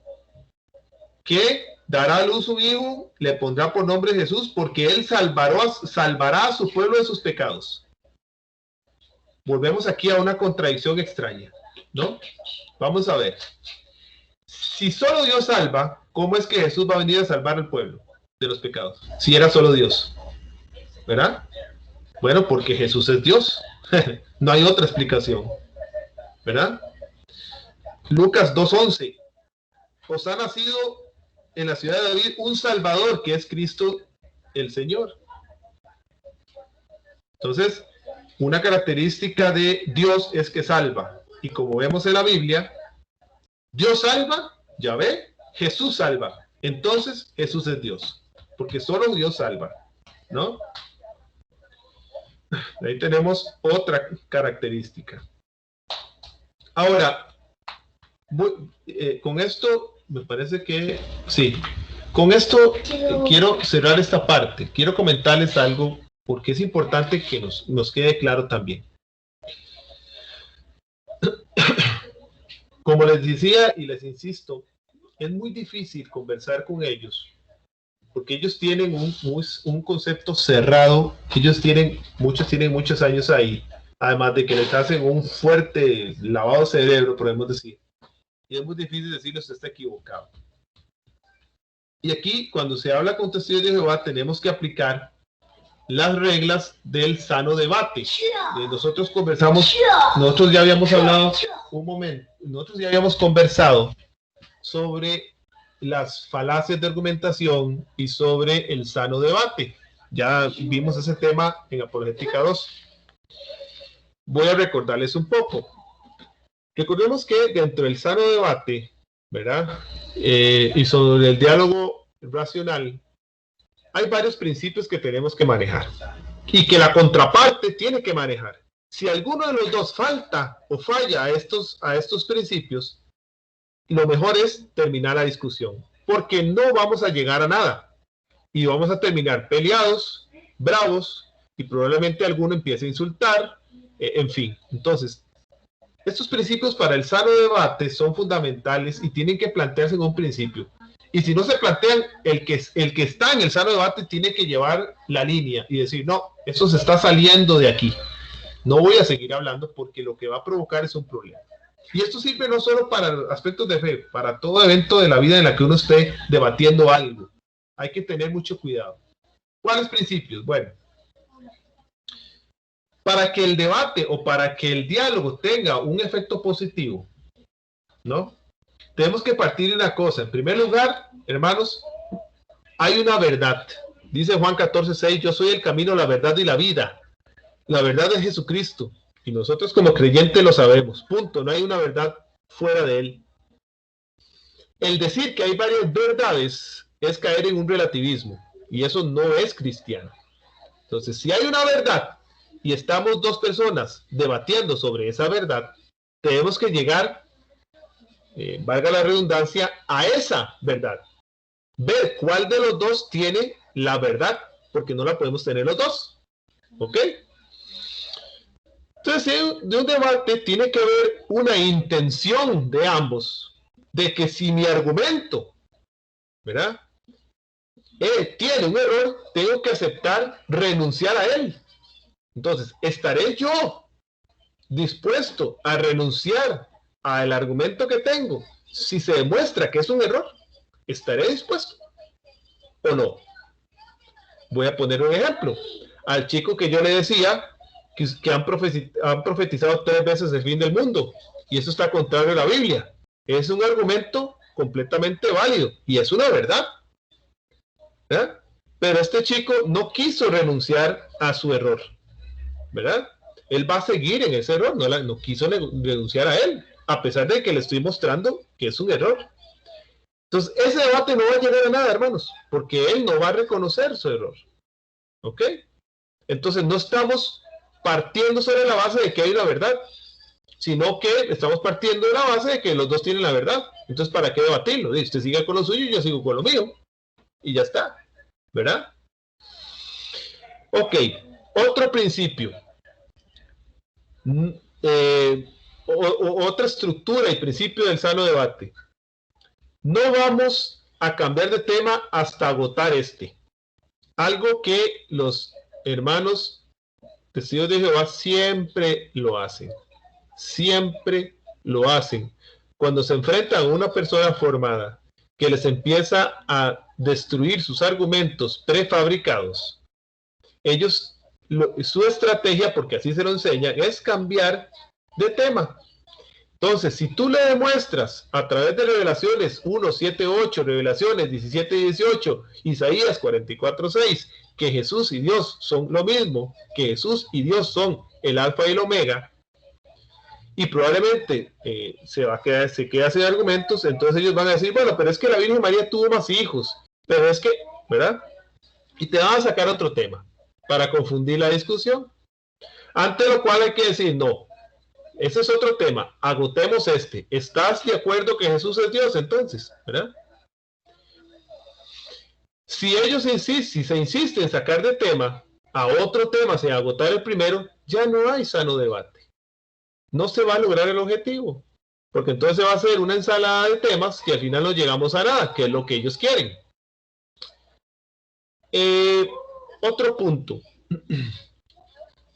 Cuando se crean falacias de argumentación, cuando hay alguna falacia de argumentación dentro de la discusión, lo mejor que hay que hacer es o frenar ese argumento falaz, ¿verdad? Como dice uno, volver la bola al centro, o acabar con la discusión. Es que los católicos son unos borrachos, ¿verdad? Esos son esos argumentos que ellos toman. Y yo cuando era católico era un borracho y un lujurioso. Y cuando estoy ahora en estudio ya no soy así. Hermano, es una falacia de asociación. Porque el hecho que usted o el hecho de que aquel sea un borracho no quiere decir que todos los católicos son borrachos. Es un pecado personal de él. No es que la iglesia enseña eso.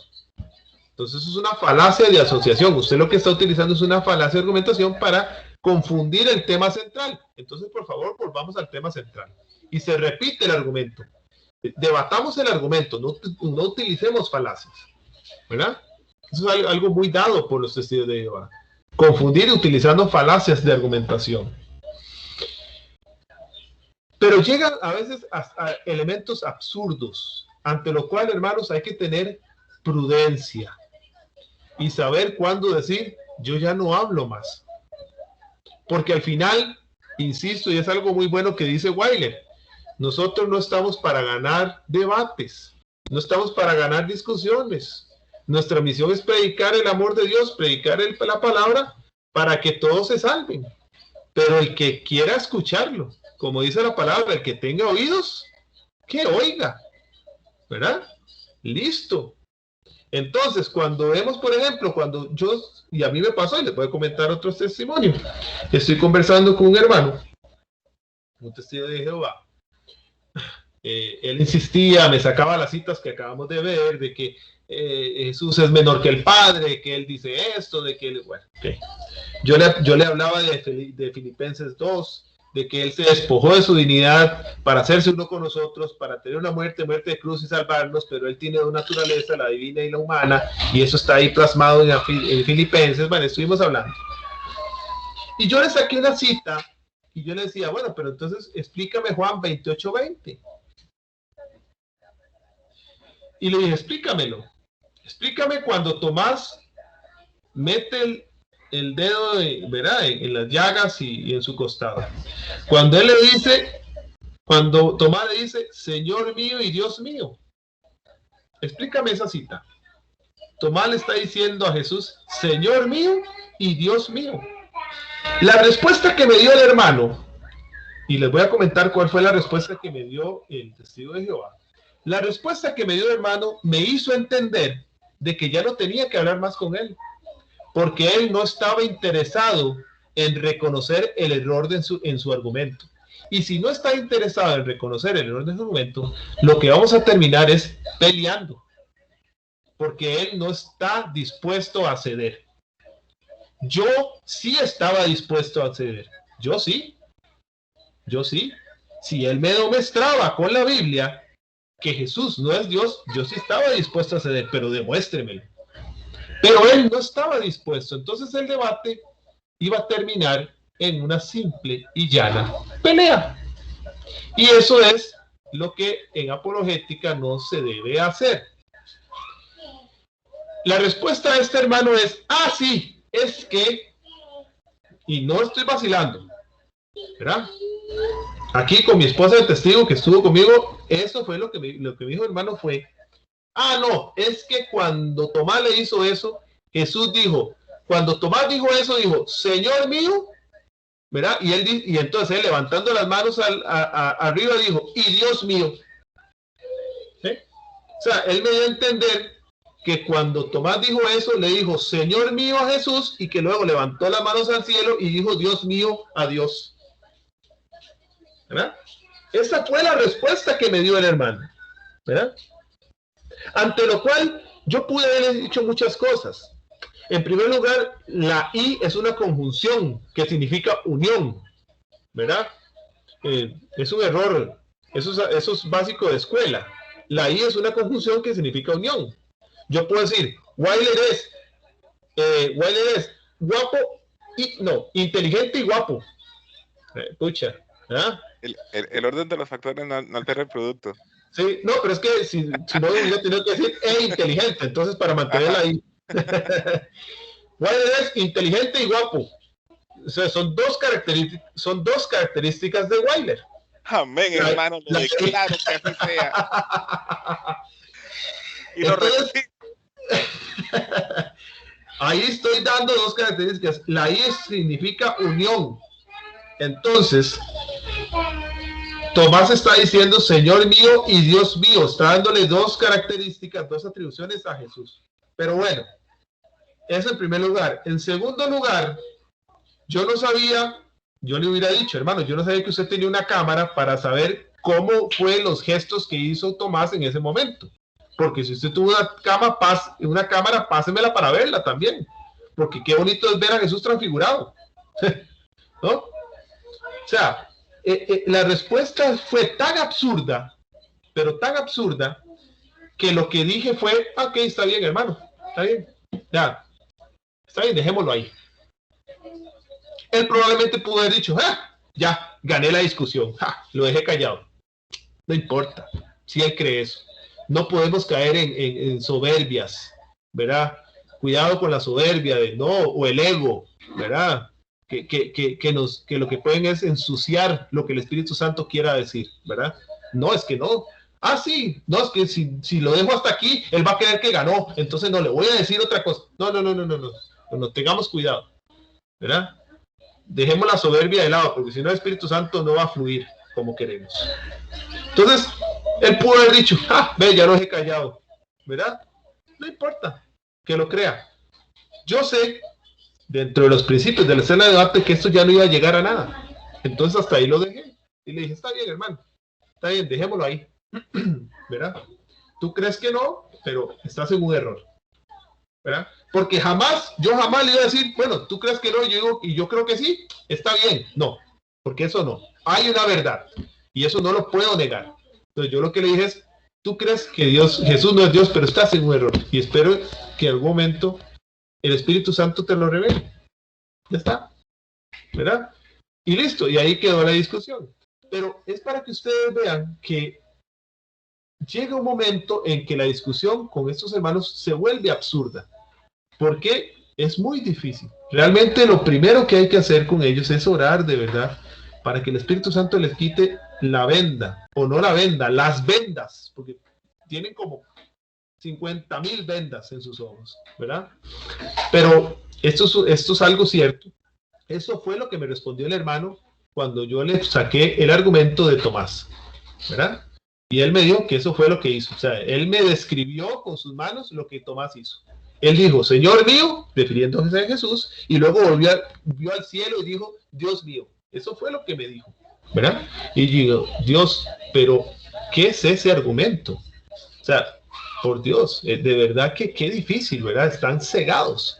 Entonces, un poco para que vean la realidad que estos hermanos viven en su vida, Y lo duro que es esta realidad que estos testigos de Jehová viven en su día a día, ¿verdad? Y cómo debemos cuidarnos nosotros, primero orar por ellos muchísimo, y luego pues si en algún momento te quieres formar para hablar con los testigos de Jehová,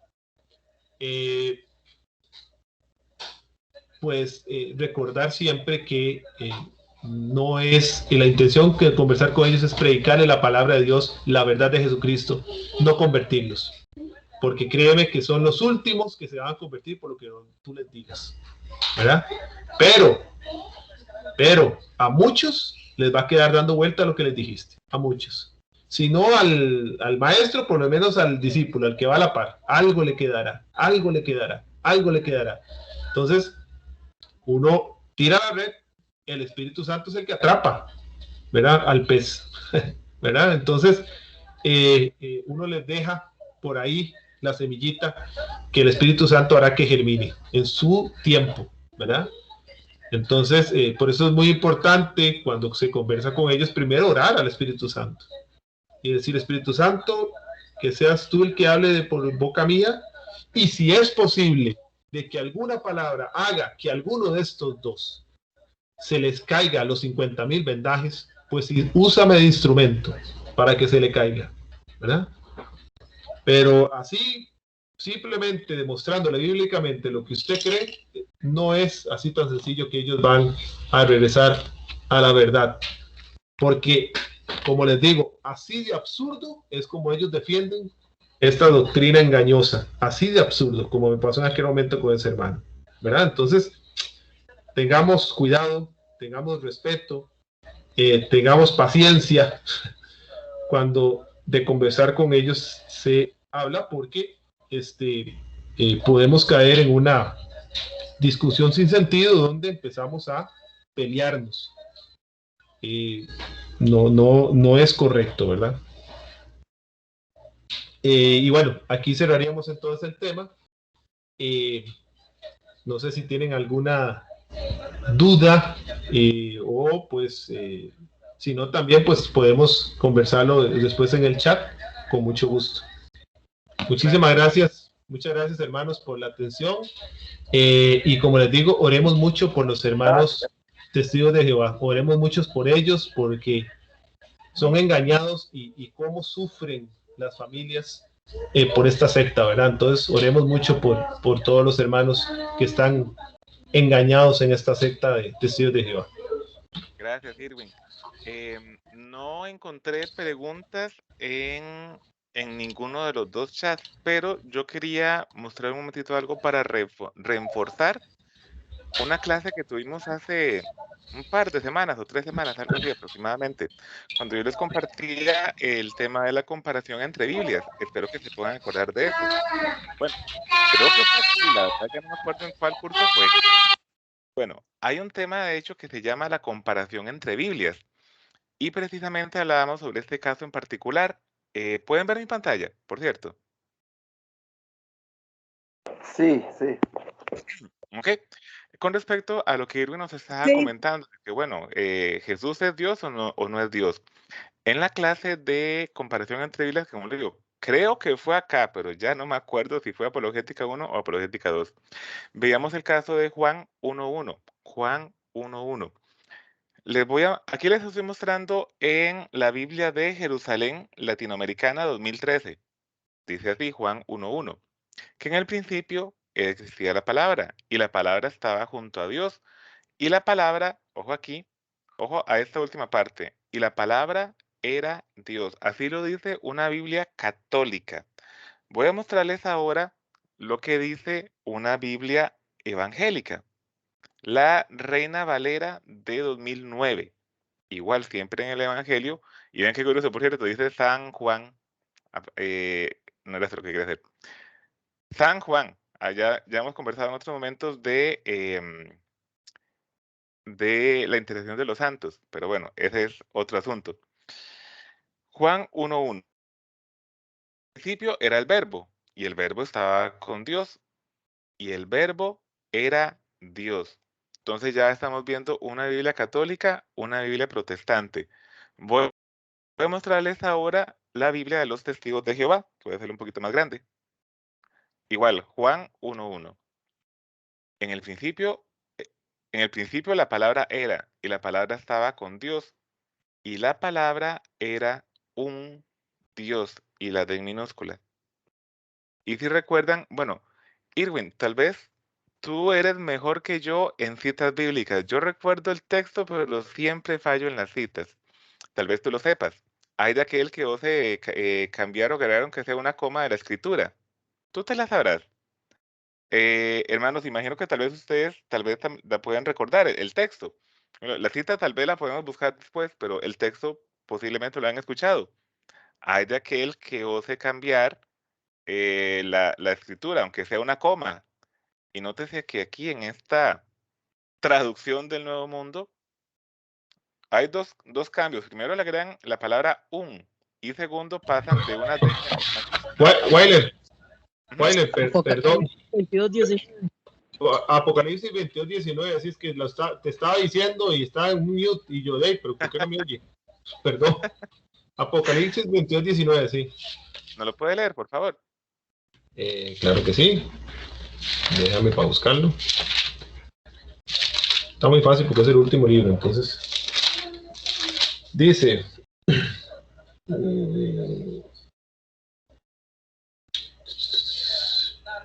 Dice, y si alguno quita algo de las palabras de este libro profético, Dios le quitará su parte en el árbol de la vida y en la ciudad santa, que se describen en este libro. Gracias, Irwin. Bueno, aquí no solo quitaron, sino que añadieron y cambiaron. Que no sé al fin de cuentas qué será peor, si quitar o modificar, o las dos son igualmente peores. Pero bueno, nada más quería hacer esa acotación, recordando cuando veíamos el tema de la comparación entre Biblias. Ya les mostré con una Biblia católica, con una Biblia evangélica y con la traducción del Nuevo Mundo de las Santas Escrituras, la Biblia de los Testigos de Jehová. Nada más quería reforzarles ese aspecto. Y lo segundo es que, bueno, aquí Irwin ha gentilmente comentado sobre las principales creencias de esta secta, de los Testigos de Jehová, pero en realidad ellos tienen muchas otras más que difieren pues considerablemente de lo que es la doctrina católica. Hemos comentado nada más las principales, las más comunes, por así decirlo, pero también recordando que en este curso de apologética católica nos proponemos dar ¿cómo se dice?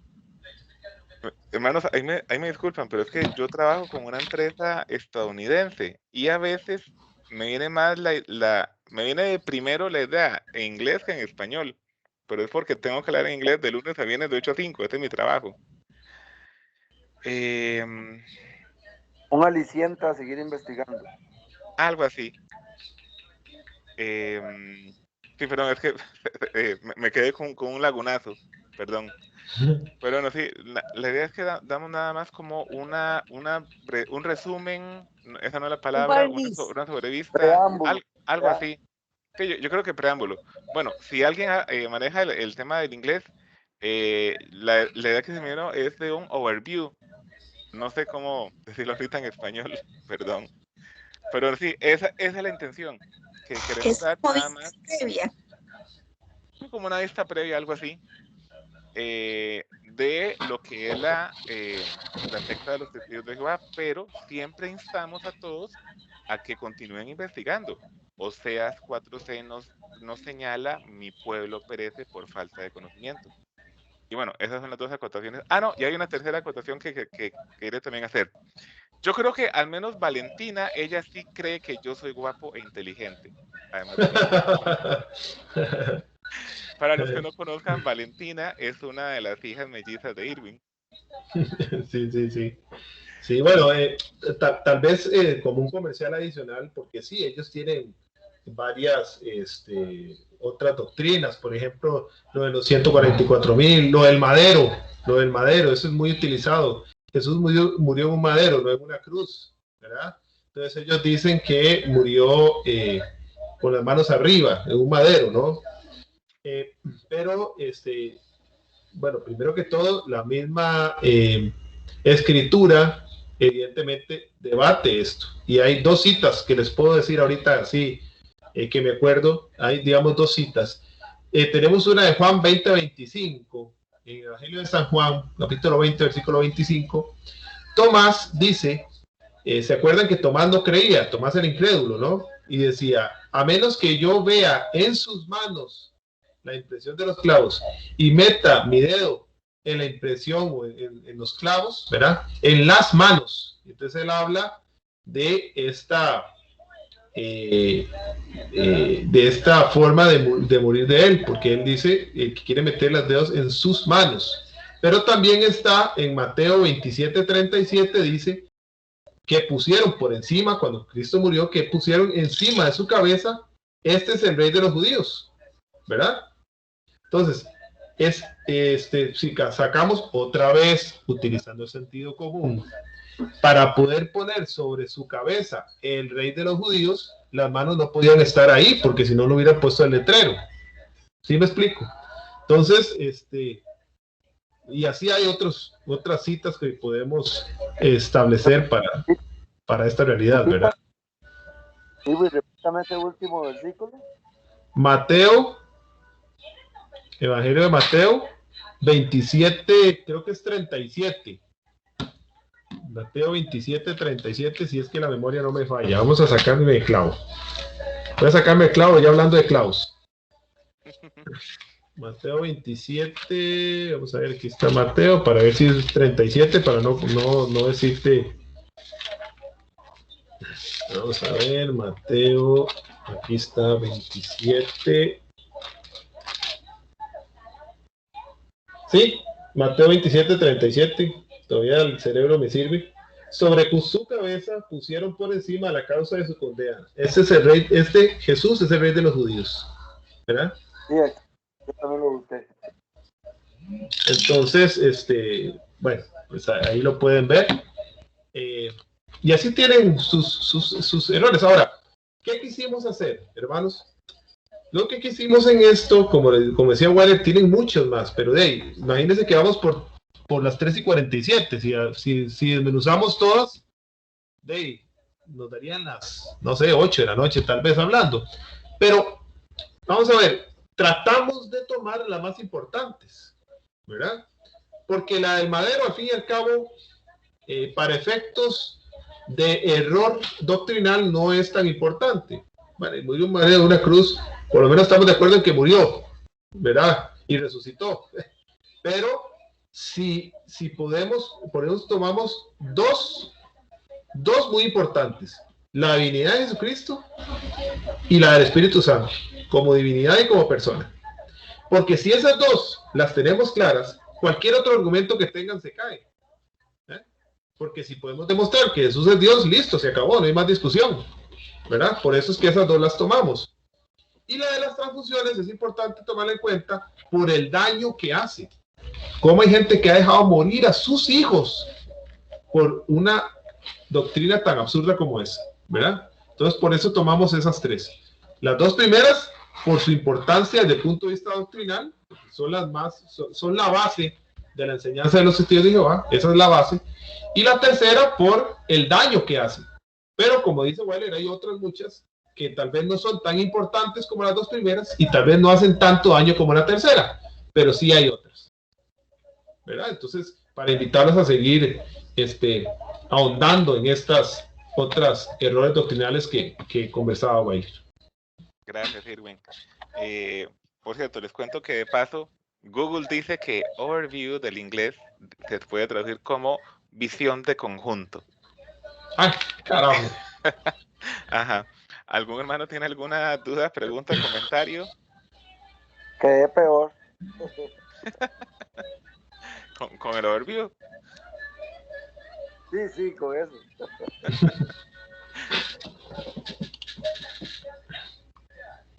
Excelente, Irwin. Dios lo bendiga.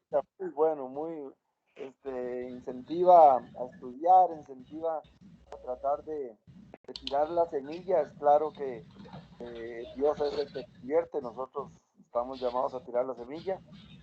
Gracias por su tiempo, gracias por su estudio, gracias por su ahínco, gracias discípulos de San Francisco de Sales. Dios bendiga. Amén, amén, gloria a Dios. Pero bueno, entonces, Si no ¿hago la hay, oración? entonces, ajá, por favor. Perfecto.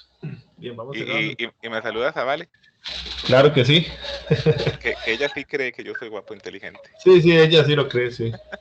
No, pues yo no dije que no, por eso te puse ejemplo. Yo no estoy negando. Bien, en nombre del Padre, y del Hijo, y del Espíritu Santo. Amén. Señor Padre Celestial, gracias te damos por esta tarde, gracias por este tema tan hermoso, Señor, que tú nos regalas. Ayúdanos, enséñanos y danos esa perseverancia para orar por estos tus hijos, esos tus amados que están en esta secta Testigos de Jehová, para que se rompan esos velos que tienen, para que puedan ver la verdad de tu amor, la verdad de tu evangelio, y puedan regresar a casa, a la iglesia que tú fundaste.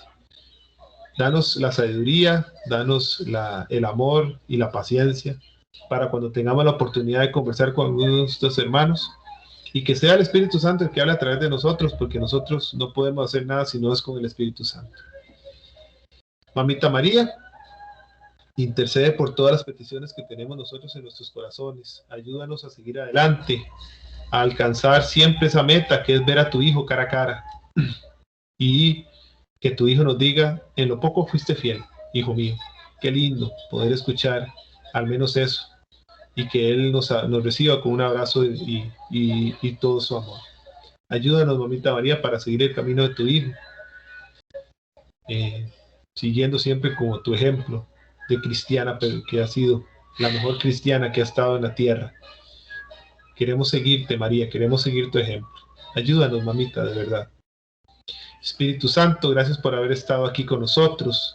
Gracias porque tú fuiste el que guiaste este tema. Gracias porque se dijo lo que tú querías. Gracias, Espíritu Santo. Sigue estando en nosotros. Poséenos a todos, Espíritu Santo, para que podamos hacer la voluntad de Dios. Todo esto lo pedimos con la oración que el Señor nos enseñó. Padre nuestro que estás en el cielo, santificado sea tu nombre. Venga a nosotros tu reino, hágase, Señor, tu voluntad, así en la tierra como en el cielo. Danos hoy nuestro pan de cada día, perdona nuestras ofensas como también nosotros perdonamos a los que nos ofenden. No nos dejes caer en la tentación y líbranos del mal. Amén, amén y amén. Amén. Amén. Muchísimas gracias, hermanos, de parte del Ministerio de Apologética Católica San Francisco de Sales, y aquí con la supervisión del jefe, le damos las gracias por habernos acompañado, y si el Señor nos lo permite, nos encontramos mañana por el WhatsApp por si hubiera alguna duda, pregunta, comentario adicional. Irving, no te pregunté antes. Usualmente esto lo hacemos de los domingos de 8 a 10, pero preguntamos por la disponibilidad del expositor, que en este caso esta semana sos vos. No, de 8 a 10 no hay problema. Ok. Entonces, si Dios lo permite, nos encontramos mañana de 8 a 10. Permítanme un momentito porque estoy revisando aquí en los archivos computacionales del curso para ver con qué los vamos a tentar, ahora que hablábamos de las tentaciones de Cristo, la próxima semana. Y quisiera invitarlos para que nos acompañen la próxima semana, el próximo sábado, si el Señor así nos lo permite. Vamos a estar hablando sobre cómo se prueba un milagro. Nos va a estar acompañando el hermano Alvarito. Entonces, para que no se lo pierdan. Que tengan todos muy buenas y santas tardes. Bueno, que Dios me los acompañe. Buenas tardes. Hasta luego. Buenas tardes. Hasta luego, muchas gracias.